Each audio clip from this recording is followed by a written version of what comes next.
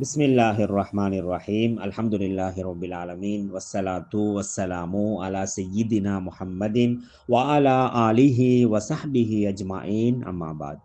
அன்பார்ந்த அல்லாஹு தாலாவின் நல்லடியார்களே, சகோதரர்களே, புனிதமிக்க மேராஜுடைய இரவு எம்மை அண்மித்து வருகின்றது. புனிதமிக்க மேராஜுடைய பயணம் ரஜப் மாதம் 27வது நாள் தான் நடந்தது என்பது இந்த இஸ்லாமிய உம்மத்தினருடைய நிலைப்பாடாகும். இந்த இஸ்லாமிய உம்மத்திலே தோன்றி இருக்கக்கூடிய பெரும்பான்மையான சமூகத்துடைய நிலைப்பாடாகும். இந்த உலகத்திலே வாழ்ந்த இஸ்லாமிய அறிஞர் பெருமக்களுடைய நிலைப்பாடும் இதுதானாகும். இதற்கான ஆதாரங்களை தெளிவுபடுத்துவதுதான் இந்த பதிவுடைய நோக்கமாகும். ஒவ்வொரு வருடமும் இந்த மேராஜுடைய இரவும் வரும் பொழுதே வீணான சந்தேகங்களை கிளப்புவது வளமை. மூமின்களாகிய எமது சகோதரர்களுக்கு இது சம்பந்தமான தெளிவை கொடுப்பதுதான் இந்த பதிவுடைய நோக்கமாக இருக்கின்றது. எனவே அந்த அடிப்படையிலே முதலாவது விடயம், இந்த இஸ்லாமிய உம்மத்தை, அது நபிகள் நாயகம் ஸல்லல்லாஹு காலம் முதல் இன்று வரையிலே உலகளாவிய சர்வதேச இஸ்லாமிய உம்மத்து இந்த ரஜப் மாதம் 27வது நாளை தான் ரஜப் மேராஜுடைய இரவாக அனுசரித்து கொண்டாடி அந்த நாளையிலே பல அமல்களை செய்து நல்லமல்களை செய்து கண்ணியப்படுத்தி அந்த 27வது நாள் பகல் நோன்பு நோற்று வருகிறார்கள் என்பதை நாங்கள் முதலாவது புரிய வேண்டும். எனவே அந்த அடிப்படையிலே இந்த இஸ்லாமிய உம்மத்தை ஒருபோதும் வழிகேட்டிலே ஒன்று சேர மாட்டார்கள் என்பதை நாங்கள் புரிய வேண்டும்.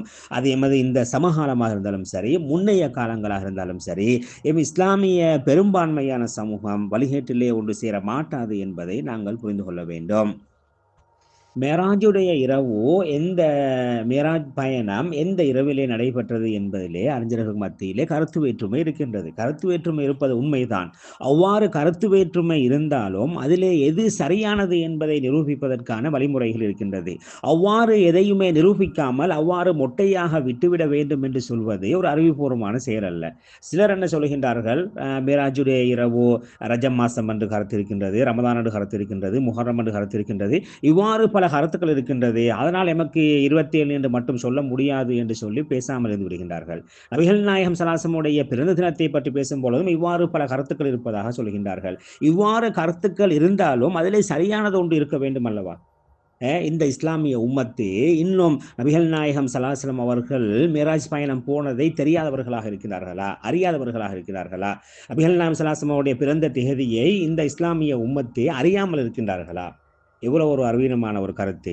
ஆனால் இஸ்லாமிய அறிஞர்கள், வரலாற்று ஆசிரியர்கள் அதற்கான தீர்வை வைத்திருக்கின்றார்கள். இவ்வாறான கருத்து வேற்றுமை உள்ள சந்தர்ப்பத்திலே இதிலே எதை சரியாக எடுப்பது என்பதற்கான வழிவகைகளை வகுத்திருக்கின்றார்கள். அந்த வழிவகைகளை பின்பற்றாமல் சிலர் இஸ்லாமிய ஜமாத்தை விட்டும் பிரிந்து சென்றவர்கள் தான் இவ்வாறான கருத்தை முன்வைக்கின்றார்கள். காலாகாலமாக 1400 ஆண்டு காலமாக இஸ்லாமிய அறிஞர்கள் மார்க்க சட்டத்திட்டங்களை நிறுவுவதற்கான அடிப்படை உசூல்களை, சட்ட விதிகளை வைத்திருக்கின்றார்கள்.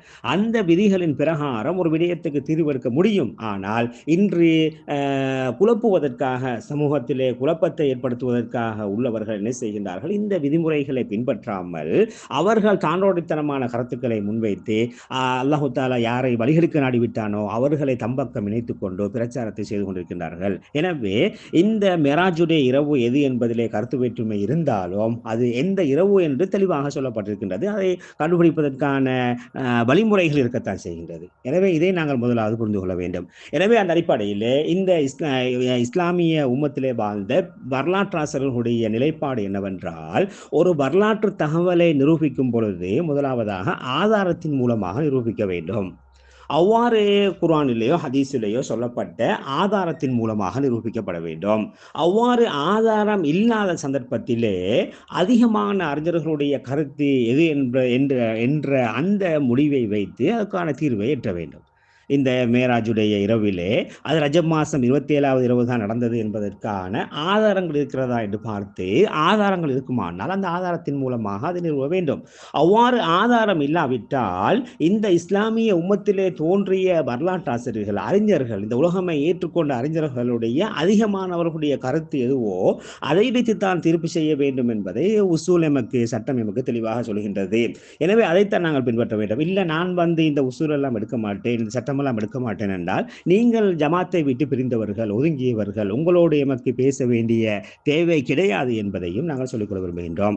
எனவே அந்த அடிப்படையில் இந்த மேராஜுடைய இரவு ரஜப் மாதம் 27வது நாள் தான் நடைபெற்றது என்பதற்கான ஆதாரங்கள், குர்ஆன் ஹதீஸ் ஆதாரங்களும் இருக்கின்றது.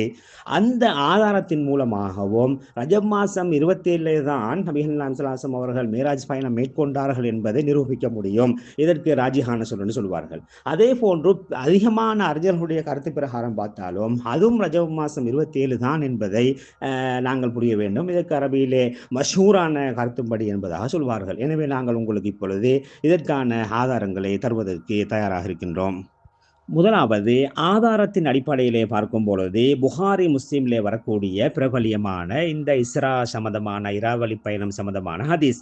இந்த ஹதீஸிலே வருகின்றது, அடிவானத்தை அடைந்த போது ஜிப்ரீல் அலைஹிஸ்ஸலாம் அவர்கள் அந்த வானத்துக்கு பொறுப்பான மலக்கிடம் கதவை திறங்கள் என்று சொன்னார்கள். அப்பொழுது அங்கிருந்து யார் என்று கேட்கவும், அது யார் வந்திருக்கிறீர்கள் என்று கேட்கவும், நான் ஜிப்ரீல் அலைஹிஸ்ஸலாம் வந்திருக்கின்றேன், உங்களோடு வேறு யாராவது வந்திருக்கிறார்களா என்று கேட்ட பொழுது, ஆம், என்னுடன் முஹம்மது ஸல்லல்லாஹு அலைஹி வஸல்லம் அவர்கள் வந்திருக்கிறார்கள் என்று சொன்னார்கள். அப்பொழுது இதற்கு தொடர்ந்து பின்னர் அடுத்து வரக்கூடிய விடயத்தை தான் நாங்கள் கவனிக்க வேண்டும். அங்கே கேட்கப்படுகின்றது, ஃபகால உர்சில இலைஹி, உருசில இலேஹி, அதாவது இந்த உருசில இலேஹி என்பதற்கு பொருளை நாங்கள் சரியாக விளங்க வேண்டும். இமாம் இப்னு ஹஜ்ஜர் அஸ்கலானி ரஹ்மஹுல்லாஹ் சொல்கின்றார்கள், அதாவது அவர்களுக்கு இங்கே வருவதற்கு அனுமதி கொடுக்கப்பட்டிருக்கிறதா என்று கேட்ட பொழுது அதற்கு அவர்கள் ஜிப்ரீல் அலைஹிஸ்ஸலாம் ஆம் என்று சொன்னார்கள். இந்த உருசில இலைஹி என்று வரக்கூடிய இந்த ஹதீஸுக்கு மிக தெளிவாக நாங்கள் விளங்கிக் கொள்ள வேண்டும்.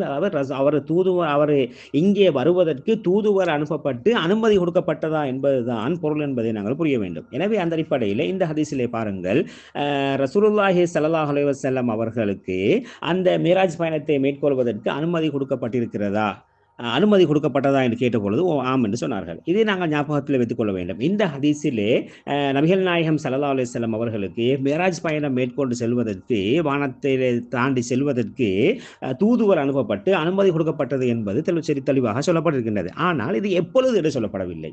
இந்த ஹதீஸ் பொதுவான ஹதீஸாக இருக்கின்றது. இதற்கு மாற்றமாக இமாம் அபு மூசா அல் மதீனி ரஹிமஹுல்லாஹ் அவர்கள் அறிவிக்கக்கூடிய ஒரு ஹதீஸ், இது ஒரு சஹீஹான ஹசனான தரத்தை கொண்டது என்பதை நாங்கள் தெளிவுபடுத்தியிருக்கின்றோம். அதிலே வருகின்றது, நபிகள் நாயகம் ஸல்லல்லாஹு அலைஹி வஸல்லம் அவர்கள் சொன்னார்கள், யாராவது ரஜப் மாதம் 27வது நாள் நோன்பு நோற்றால் அவருக்கு 60 மாதங்கள் நோன்பு நோற்ற நன்மை எழுதப்படும் என்று சொல்லிவிட்டு அதன் பிறகு வருகின்றது, வஹுவல் யௌமுல்லதி ஹபத்த ஃபீஹி ஜிப்ரீலு அலா முஹம்மதின் ஸல்லல்லாஹு அலைஹி வஸல்லம் பிர்ரிசாலா. இந்த ரஜப் மாதம் 27வது நாள் தான் ஜிப்ரீல் அலைஹிஸ்ஸலாம் அவர்கள் நபிகள் நாயகம் ஸல்லல்லாஹு அலைஹி வஸல்லம் அவர்களை வானலோகத்துக்கு அழைத்துச் செல்வதற்காக தூதுவராக சென்று, அனுமதியோடு சென்று தூதுவராக அழைத்து வந்த நாள் என்பதாக அங்கே சொல்லப்பட்டிருக்கின்றது. புகாரி முஸ்லிமிலே வரக்கூடிய ஹதீஸிலே தூதுவர் அனுப்பப்பட்டு அவர்கள் அழைக்கப்பட்டார்கள் இருந்தாலும் அது எப்பொழுது என்று சொல்லப்படவில்லை. ஆனால் இந்த ஹதீஸிலே ஃபலாயிலுல் லயாலி வல் ஐயாம் என்ற இந்த வரக்கூடிய இந்த ஹதீஸிலே மிக தெளிவாக அது ஜிப்ரீல் அலைஹிஸ்ஸலாம் அவர்கள் வந்தது 27வது இரவு தான் என்று மிக தெளிவாக இங்கே சொல்லப்பட்டிருக்கின்றது. எனவே ஒரு ஹதீஸிலே பொதுவாக சொல்லப்பட்டிருக்கின்றது, இன்னொரு ஹதீஸிலே அதை குறிப்பிட்டு சொல்லப்பட்டிருக்கின்றது. எனவே இவ்வாறு முத்லக்கான முக்கையதான ஹதீஸில் வரும்பொழுது அதை சேர்த்து அமல் செய்ய வேண்டும் என்பது எல்லோரும் தெரிந்த விடயம். எனவே அந்த அடிப்படையில் இந்த ஹதீஸிலே மிக தெளிவாக சொல்லப்பட்டிருக்கின்றது. அதே போன்று இன்னொரு ரிவாயத்திலே சல்மான் ரலியல்லாஹு அன்ஹு அறிவிக்கக்கூடிய ஒரு ரிவாயத்திலே அங்கே வருகின்றது, அது ரஜப் மாதம் முடிவதற்கு 3 நாட்கள் இருக்கும் பொழுது வஃபீஹி புஇஸ முஹம்மதுன் ஸல்லல்லாஹு அலைஹி வஸல்லம் இலஸ்ஸமாஇ உருசில இலைஹி, அங்கே மிக தெளிவாக சொல்லப்படுகின்றது, ரசூலாக அனுப்பப்பட்டதன் பின்னர் வானலோகத்திற்காக வருவதற்காக அவர்கள் அனுமதி கொடுக்கப்பட்டார்கள் என்று அங்கே சொல்லப்படுகின்றது. எனவே இந்த ஹதீஸ்கள் அடிப்படையிலே இந்த 2 ஆதாரத்தையும் வைத்து பார்க்கும் பொழுது மிக தெளிவாக விளங்குவது, ரஜப் மாதம் 27வது நாள் தான் ரசூலுல்லாஹி ஸல்லல்லாஹு அலைஹி வஸல்லம் அவர்கள் மேராஜுடைய பயணத்தை மேற்கொண்டார்கள் என்பது இந்த ஹதீஸின் மூலமாக தெளிவாகின்றது. இவ்வளவு அழகாக ஹதீஸ்கள் சொல்லப்பட்டிருக்கும் பொழுது அதிலே கருத்து வேற்றுமை இருக்கின்றது. அது அத்தனாம் தேதி இத்தனாம் தேதி என்று சொல்லி குழப்பக்கூடியவர்களுடைய அந்த வீணான பிரச்சாரங்களை நாங்கள் நம்ப வேண்டிய அவசியம் கிடையாது. ரஜப் மாதம் 27வது இரவிலே தான் நபிகள் நாயகம் ஸல்லல்லாஹு அவர்கள் மேராஜ் பயணம் மேற்கொண்டார்கள் என்பது இஸ்லாமிய அறிஞர்களுடைய கருத்தாக இருக்கின்றது. இது சம்பந்தமாக 25க்கும் மேற்பட்ட அறிஞர்கள் இந்த இதிலே சரியான கருத்து ரஜப் மாதம் 27 தான் என்பதை சொல்லியிருக்கின்றார்கள். இது சம்பந்தமான தகவலை நாங்கள் பார்க்கும் பொழுது இமாம் கஸ்ஸாலி ரஹ்மஹுல்லா அவர்கள் இஹ்யாவிலே சொல்லி காட்டுகின்றார்கள். அதே போன்று இமாம் இப்னுல் ஜவுசி ரஹ்மஹுல்லா அவர்கள் சொல்லி காட்டுகின்றார்கள். இமாதுத்தீன் அல் அஸ்ஃபஹானி ரஹ்மஹுல்லா சொல்லி காட்டுகின்றார்கள். அதே போன்று அப்துல் கானி அல் முகத்தசி ரஹ்மஹுல்லா சொல்லி காட்டுகின்றார்கள். இமாம் நவவி ரஹ்மஹுல்லா சொல்லி காட்டுகின்றார்கள். இவ்வாறு பல அறிஞர்கள் ரஜப் மாதம் 27வது நாள் தான் மீராஜ் பயணம் மேற்கொண்டதாக சொல்கின்றார்கள். எனவே இதுதான் பெரும்பான்மையான சமூகத்துடைய நிலைப்பாடாக இருக்கின்றது, பெரும்பான்மையான அறிஞர்களுடைய நிலைப்பாடாக இருக்கின்றது. இதுதான் இஸ்லாமிய உம்மத்துடைய நிலைப்பாடாக இருக்கின்றது. யாரு இஸ்லாமிய ஜமாத்தை விட்டும் முஸ்லீம் ஜமாத்தை விட்டும் பிரிந்து சென்று ஒவ்வொரு இயக்கங்களை சார்ந்தவர்களாக இருக்கின்றார்களோ அவர்களுடைய கருத்துக்களை நாங்கள் எடுக்க வேண்டிய அவசியம் கிடையாது. எனவே நாங்கள் காலாகாலமாக பின்பற்றி வருவது போன்று இந்த ரஜப் மாதம் 27வது இரவை நாங்கள் கண்ணியப்படுத்தி அதனுடைய நன்மைகளை பெற்றுக்கொள்வதற்கு அல்லாஹ் தஆலா எமக்கு துணை புரிவானாக.